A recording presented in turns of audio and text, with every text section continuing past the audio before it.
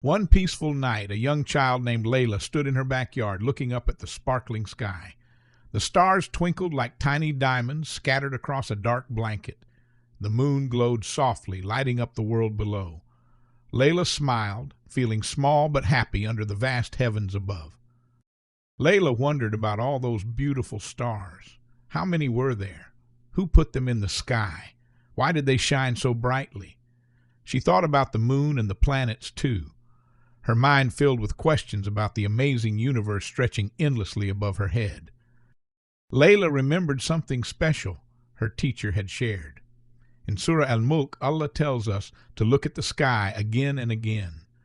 So Layla looked carefully, searching for any cracks or mistakes in the heavens. She looked once, then twice, then 3 times.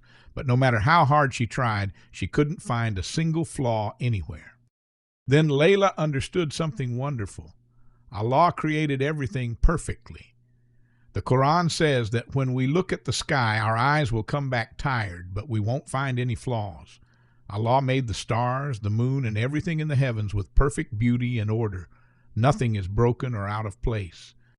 Layla felt her heart fill with awe and gratitude. She whispered a quiet thank you to Allah for creating such a magnificent world. She felt so grateful to be part of this beautiful creation. The stars seemed to shine even brighter as she stood there, feeling peaceful and amazed. Now, whenever you look at the sky, remember Layla's discovery. Take time to notice the wonders around you. Look at the clouds, the trees, the birds, and the stars. Allah created everything with perfect care and beauty, just for us to enjoy and appreciate every single day.